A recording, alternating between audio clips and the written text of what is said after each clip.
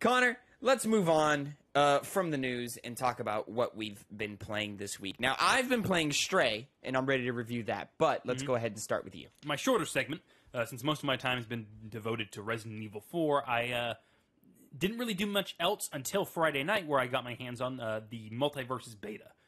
I don't know what I don't know the full features of the full game compared to the beta, so sorry I can't really give many details on that. But you can get the beta for free through a Twitch drop just by watching an hour of content from, it'll easily mark it, hey, you get your drops here. And within the hour, I got my drop, and it was a quick download.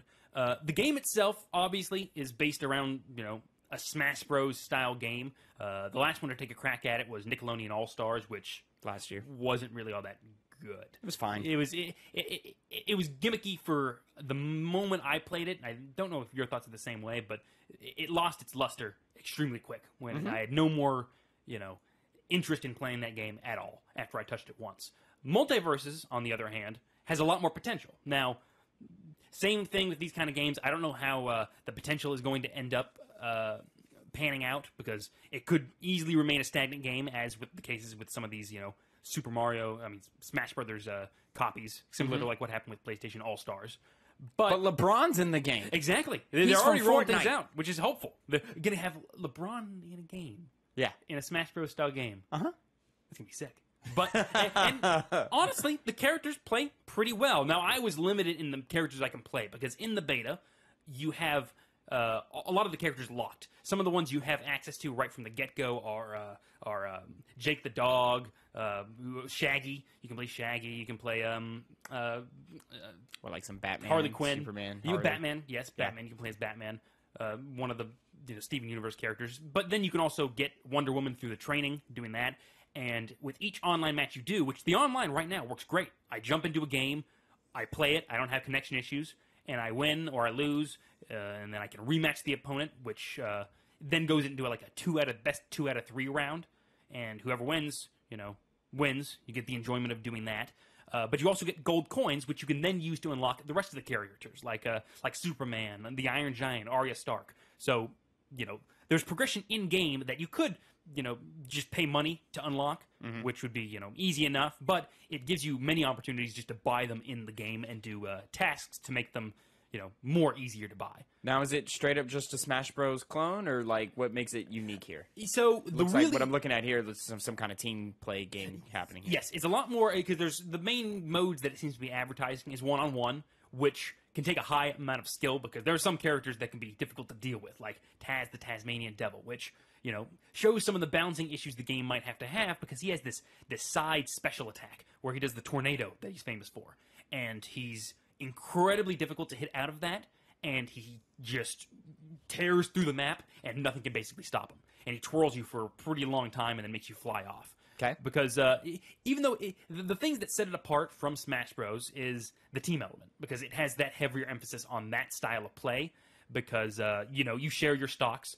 The way I remember it, you basically get each die twice, and once that was up, the other team would win, or, you would beat other opponents by knocking them out. The way you knock people out is their health gets larger, like Smash Bros. Does, and it's not the same way where they go farther, necessarily. It seems like I guess they do go farther. You basically get hit off the map like in Smash Bros., but you have more control over how you end up and what angles you can go, so there's more chance, even at high levels, to try and stay alive a little bit longer, though death can come at a moment's notice. The way the buttons work is that there's a Y, which has your special attacks. They're based on which direction you're putting the button. Typical stuff, very basic for anyone to pick up and understand. And then they also have their regular basic attacks that perform the same exact way. Usually, I could go into like a series of attacks that lock them in that place and just do a good amount of damage, and then hits them away, and then they're free to recover, do whatever else they can.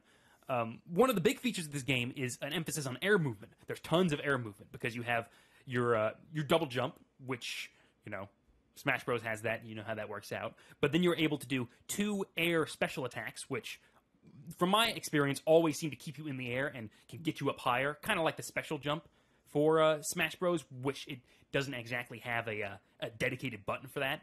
And that's the best you can do, just, Anyway, the other way you can do it is air dodging. You can do 2 air dodging movements. So you effectively, when you're in the air, can do 2 dodges, 2 special attacks, and 2 jumps, and an unlimited number of just regular attacks while you're in the air, as long as you're in the air. So there's tons of air combat going around. It's not just delegated to the ground, which is exemplified in the characters. So there's a couple of different classes. I don't know the differences between them. There's the bruiser, the tank, and the support. You can guess generally how they might work based on their names alone, but I can't get into the intricacies of that since I haven't played that many of them. Gotcha. But a lot of them have a very heavy emphasis on a certain style of play. Horizontal, vertical, or hybrid, which kind of, does the best of both worlds. So certain characters progress in certain aspects of the game, whether it's, like I said, vertical or horizontal, depending on who you choose. And each one, even though they fit into a certain class, the support, the tank, the bruiser, they all still play completely differently. They all have a certain style to them that, once again, because I haven't played enough of it, I'm not confident enough to go too in-depth with. But at the very least, they all feel different, and they're fun to control. You feel like you actually are moving them. They're responsive.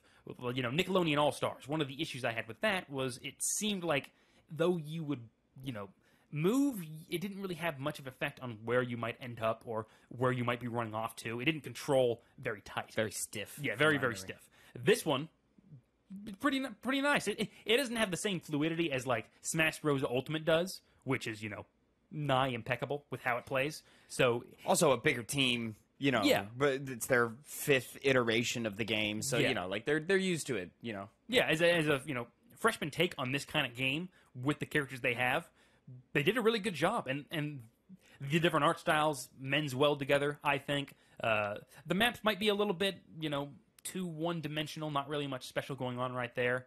But then again, it is only the beta, so I don't know what other features will be included in the main game, but I'm pretty much sold on it. And it's an easy, like I said, a fun party game, just to get a group of friends and, brawl out. Probably one of the best ones you'll get outside of Smash Brothers, at least from how I'm perceiving it right now.